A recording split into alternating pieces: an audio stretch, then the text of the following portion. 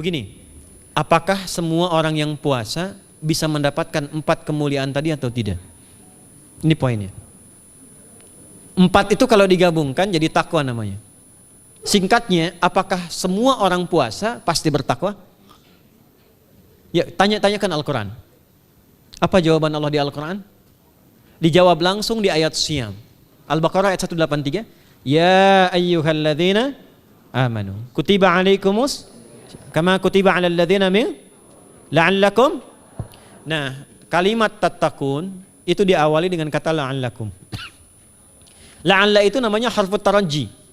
Saya ulang ya, di ilmu nahwu la'alla disebut harfu taraji. Al-Imam As-Suyuti berkomentar begini. Setiap ada satu harapan, keinginan besar yang ingin dicapai, tapi diawali dengan kata la'alla atau la'allakum, ini menunjukkan bahwa harapan itu, alhamdulillah, harapan itu tidak mungkin bisa dicapai kecuali dengan kesungguhan, keseriusan. Jadi ketika Allah menutup kalimat puasa, ayat puasa dengan kata la'allakum, seakan memberi kesan tidak semua orang puasa akan mendapatkan kenaikan takwa dan jaminan 4 kemuliaan tadi kecuali orang yang serius puasanya, orang yang sungguh-sungguh puasanya. Karena itulah untuk menunjukkan kesungguhan itu, bagian terakhir kita, Nabi memberikan 3 amalan utama. Saya akan bacakan dengan cepat 3 amalan utama yang dikuatkan oleh beliau kepada para sahabat sebelum tiba Ramadan dan sampai sekarang menjadi kurikulum Ramadan Nabi. Jadi kalau ibu bapak ingin mengeluarkan kurikulum Ramadan Nabi, nanti bikin agenda saat Ramadan ya, supaya nggak pusing nanti kalau masuk hari pertama apa yang dikerjakan, hari kedua apa yang dikerjakan, subuh apa, siang apa, sore apa. Cuman nanti saya berikan 3 yang pokok ini. Ada 3. 1, meningkatkan sholat. Saya ulang ya, meningkatkan apa? Sholat. Kalau meningkat secara singkatnya berarti bertambah dari yang sekedar fardu, tambah dengan apa? Sunnah. Maka dari sekarang keluarkan semua jenis sholat-sholat sunnah. Keluarkan dari sekarang apa saja, siang dan malamnya. Yang rawatib ada berapa rawatib? Rawatib 12. Ya, rawatib itu yang melekat dengan sholat fardu dan menentukan untuk memperbaiki sholat fardu. Menambah, jadi kalau kurang khusyuk ditambah dengan sunnahnya disebut rawatib. Bisa sebelum, bisa setelah sholat fardu. Ada 12 dari hadis Nabi SAW. Man shalla isnatai asyrata rak'atan, siapa yang sholat 12 rakaat fi yaumin wa lailatin, yang mengiringi sholat fardu siang dan malam, ya, bunyalahu bihinna baitun fil jannah, maka akan dibangunkan baginya satu rumah di surga kalau konsisten menunaikan 12 itu sampai meninggal dunia.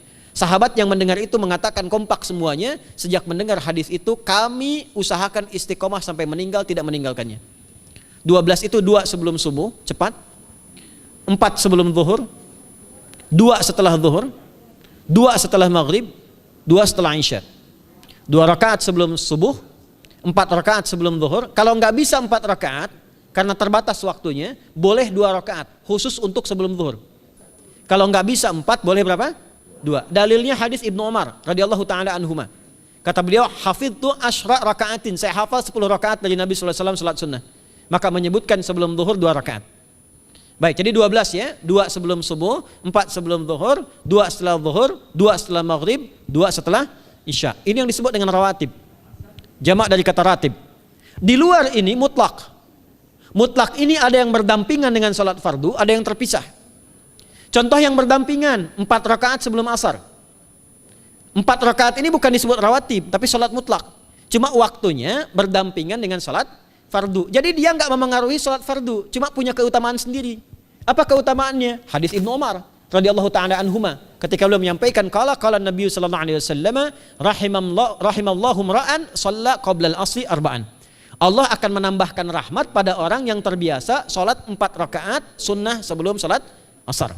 Jelas ya? Baik. Kemudian apalagi setelah itu? Sholat di antara 2 adzan dan 2 adzan ini, adzan dan iqamah. Ya, di antara adzan dan iqamah. Tahiyatul masjid. Apalagi misalnya salat duha. Duha dibagi 3. Awal duha itu kurang lebih 1,5 jam setelah salat subuh. Subuh sekarang misal 4:30, maka jam 6 muncul awal duha. Namanya syuruk. Saya ulang, salat apa namanya? Syuruk itu salat awal duha. Jumlah rakaatnya 2 rakaat. Man shalal ghadata fil jama'ati thumma yaqudu yadhkurullah subhanahu wa ta'ala fa yusalli rak'ataini fakana alaihi ka ajri umratin wa hajjin, ya ka ajri ummatin wa hajjin tamatan. Siapa yang salat subuh 2 rakaat dengan berjamaah, ya, dan umumnya kalau berjamaah bisa ke masjid di masjid. Kalau tak mampu ke masjid, tunaikan di rumahnya. Setelah itu tidak beranjak dulu, dia duduk untuk berzikir kepada Allah. Zikir itu bisa baca Quran. Quran surah 15 ayat 9 itu Quran disebut dengan zikir. Quran surah 54 ayat 17, 22, 32, 40 itu Quran disebut dengan zikir. Bisa baca Quran, bisa berdoa. Doa disebut dengan zikir. Quran surah ke-7 ayat 205. Ya. Bisa dengan apa lagi? Bertafakkur, ya, mengaji, ta'lim, itu disebut dengan zikir. Ali Imran ayat 190 191. Alladzina yadhkuruna Allaha qiyaman wa qu'udan wa 'ala junubihim wa yatafakkaruna fi khalqis samawati wal ard, ya, disebut dengan zikir. Bisa bertasbih. Zikir pagi petang, kalimat-kalimat thayyibah, ada itu di Quran surah ke-4 ayat 103. Jadi habis salat subuh zikir dulu. Doa dulu, zikir dulu, belajar dulu, tafsir dulu. Setelah itu muncul syuruk. Perjalanannya disebut isyraq, melewati masyrik, 1 tombak bayangan, dia salat 2 rakaat, itu pahala salatnya senilai haji dan umrah. Sempurna. Bukan sudah haji, bukan. Mau kemana? Ibu mau haji dulu? Tidak. Ya, hajinya nanti bulan Dzulhijjah. Tapi senilai haji dan umrah itu 2 rakaat. Awal duha disebut apa? Syuruk. Pertengahan duha sekitar jam 9 jam 10. Jumlahnya 2 sampai 4 rakaat. Ya, 2 sampai 4 rakaat. Apa fungsinya? 1, mengganti seluruh zikir yang ada dalam tubuh kita. Mata berzikir, telinga berzikir, lisan berzikir, bisa diganti dengan 2 rakaat duha. Itu waktunya pertengahan duha. Kurang lebih dari jam 8, 9, 10 lah, kurang lebih 3 jam itu, ya. Yang kedua, bisa menghambat atau menghentikan, menahan satu musibah umum. Misal ada kebanjiran nih atau macet nih. Orang-orang kena macet. Bapak yang biasa sholat duha pertengahan itu tiba-tiba ditolong oleh Allah, dibebaskan. Tiba-tiba ada orang datang, Pak lewat sini di sana macet. Atau dibimbing ada kontraflow. Itu manfaatnya duha tuh. Yang pertengahan. Yang terakhir adalah akhir duha. Sekitar jam 10 sampai jam 11 menjelang ke zuhur. Ya, akhir duha itu jumlahnya dari 2 bisa 4 sampai 8 rakaat. Di antara manfaatnya bisa mempermudah datangnya rizki dengan izin Allah Subhanahu wa taala ketika ikhtiar. Itu duha. Nanti ke malamnya silahkan tahajud, tingkatkan tarawihnya sampai ditutup dengan witir. Itu salat. 2 yang terakhir saya cepat, 2 yang terakhir adalah banyak berinteraksi dengan Al-Qur'an. Ada 3 caranya. 1, banyak membaca. Itu namanya qiraah. Silahkan Bapak Ibu siapkan dari sekarang, targetnya khatam misalnya 1 kali berapa juz? 30 juz. Kalau mau gampang bagi 30, berarti 1 hari berapa? 1 juz. Paling gampang lagi, supaya nggak capek ngajinya, supaya nggak capek, bagi 1 juz 5 waktu sholat. Contoh, juz pertama itu Al-Baqarah plus Al-Fatihah. Al-Fatihah saya nggak hitung lah karena sudah hafal ya. Al-Baqarah itu 141 ayat, juz pertama. Bagi 5, 28. Jadi setiap ketemu waktu sholat, bagi 2 lagi, 28 bagi 2 berapa? 14. Sebelum sholat baca 14 ayat, setelah sholat baca 14 ayat. Itu 14 ayat tuh paling-paling gak nyampe 5 menit Bu Pak. Kalau investasi 10 menit setiap waktu sholat, bagi 2 kita baca 14 ayat, itu insya Allah selesai Ramadan khatam Quran. Itu udah rumus. Ya, tidak cukup dengan amin, siapkan dari sekarang. Siapkan. Ya. Kemudian mengkaji, kajian, tilawah. Itu tilawah itu di hadis Muslim pahalanya banyak. Ya, majtama'a qaumun fi baitin min buyutillahi. Ya, kita ngajinya Quran hadis ya, biar ya, lebih kuat dalilnya. Majtama'a qaumun fi baitin min buyutillahi yatluna kitaballahi wa yatadarasuna fima bainahum. Ya, siapa yang bisa tilawah Quran, ngaji, tafsir, keluarkan misalnya untuk Ramadan 10 hari saya pengen tahu Al-Fatihah. Itu ketika dilakukan punya 4 keutamaan. 1, ghasyiyatuhum rahmah. Selama ngaji rahmat Allah dibentangkan. Kalau pengen doa cepat dikabulkan, kalau istighfar diampuni.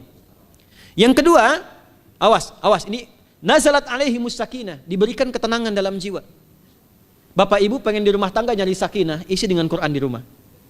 Amalan terakhir infak. Ya, hadisnya dari Ibnu Abbas, Ibnu Abbas radhiyallahu taala anhuma, qala, ya, beliau mengatakan kana Nabi sallallahu alaihi wasallam ajwadan nas wa ajwadu ma yakunu fi Ramadan. Adalah Nabi sallallahu alaihi wasallam itu orang yang sangat luar biasa dermawan dan lembut. Dan bertambah dermawan lagi ketika tiba Ramadan. Apa yang dilakukan Nabi? Mensupport sahabat, siapapun yang punya anggaran untuk infak, disiapkan sebelum Ramadan. Jangan berpikir banyak Bu. Yang penting ada anggaran, 30.000 nggak ada masalah. Setiap hari 1.000, tidak harus uang, makanan. Pernah dengar hadis ini nggak? Siapa yang memfasilitasi bukaan orang puasa walaupun dengan sebiji kurma dan sehirup air, maka dia mendapatkan pahala seperti orang puasa itu tanpa dikurangi sedikit pun. Ada? Hadisnya sahih di At-Tirmidzi. Tapi bukan berarti nyali kurma ke Tanah Abang setiap hari satu. Terus minumnya satu sedotan aja ganti-ganti. Ya, maksudnya apa? Yang paling minimal kita bisa keluarkan. Itu pahalanya 700 kali lipat dikali 10. Paling standar. 700 kali itu standar biasa di hari ini. Dalilnya Al-Baqarah ayat 261 yang dibacakan Adinda tadi kita itu. Ramadan kali 10 lagi. Maka dari itu disiapkan dari sekarang untuk infak. Kalau kami di desa itu, ibu saya selalu kalau Ramadan itu RT-nya setiap rumah. Ini untuk bukaan hari ini rumah A, rumah B, rumah C. Bukaan besok rumah A, rumah B, rumah C. Boleh tuh di PWM Pak dipraktikkan. Ya, misalnya anggota perserikatan siapa dikasih kesempatan. Mungkin nanti yang lain kurmanya, yang ini misalnya jeruknya, yang ini ininya. Setiap ada bukaan ya kirim ke yatimnya, ya kemudian ke pondok-pondok asuhan Muhammadiyah yang tadi disebutkan sekian ribu itu, cari pahala. Ya, saya kira itu yang bisa saya sampaikan sampai dengan batas waktu yang diberikan. Semoga bermanfaat dan semoga Allah Subhanahu wa taala memberikan kemuliaan kepada kita semua, kesehatan, dan saya yang terakhir saya ingin sampaikan doa penting. Tolong hafalkan doa ini. Dan ini doa yang diajarkan Nabi menjelang Ramadan. Supaya mendapatkan kesehatan, kekuatan, keselamatan untuk beribadah saat Ramadan. Hadisnya di At-Tirmidzi nomor hadis 3254. Qala, langsung saja qala Nabi sallallahu alaihi wasallam. Allahumma